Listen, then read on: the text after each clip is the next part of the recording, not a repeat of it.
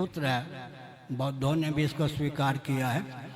वेदांत का सूत्र है तत्व पक्षपातो ही स्वभावोधियाम, ये वैदिक सिद्धांत है। तत्व का, तथ्य का, सत्य का पक्षधर होना बुद्धि का स्वभाव है, जीव का। आप दर्शन, विज्ञान, व्यवहार तीनों में सामंजस्य साध करके तथ्य को प्रकाशित कीजिए, व्यक्ति स्वीकार कर लेगा।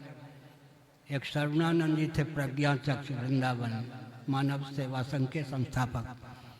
उनका एक वाक्य बहुत प्रिय है हमको, प्राप्त विवेक का समादर करो। उनका कहना था प्राप्त विवेक का समादर करो। अब किसी के हृदय में आप दर्शन, विज्ञान, व्यवहार तीनों दृष्टियों से सत्य को पहुंचा दीजिए, वह स्वीकार करेगा, उसकी बुद्धि स्वीकार करेगी। हट के कारण अगर स्वीकार करके भी प्राप्त विवेक का अनादर करेगा, प्राप्त विवेक का अनादर ही उसका बट्टा बैठा देगा। बम गोले बारूद की क्या आवश्यकता है। प्राप्त विवेक का, प्राप्त विवेक का कौन थे जिन्होंने कहा सहमत तो हूँ लेकिन गिराए बिना नहीं रहूँगा। नरसिंहराव ने कहा, क्या कहा था, किस विषय को लेकर?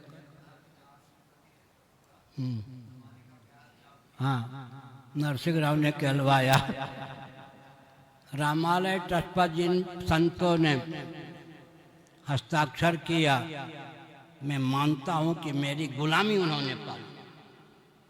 आपने हस्ताक्षर नहीं किया, उस समय में शंकराचार्य हुआ ही था। आपको गिराने का, आपके अपहरण करने का, मरवाने का पूरा प्रयास करूंगा, लेकिन आस्था के विषय आप ही हैं कि हमारे आगे झुके नहीं। तो हमने क्या कहा मालूम है, आप अपने विवेक का अनादर करोगे, हमको क्या मारोगे, तुम्हारा विवेक का अनादर तुमको मार डालेगा। हो ही गया। नरसिंह राव का शरीर जो शव जो था दिल्ली में नहीं जलने दिया गया नेहरू परिवार के द्वारा। जहाँ ले जाए गए वहाँ भी एक बार में नहीं जला। आंधी आ गई, भगे लोग, फिर दोबारा नरसिंह राव की दुर्गति हो गई हमसे टकराने पर।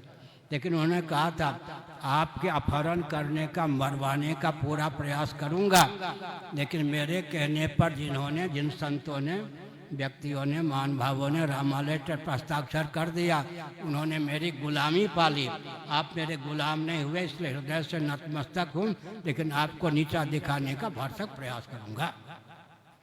हो गया।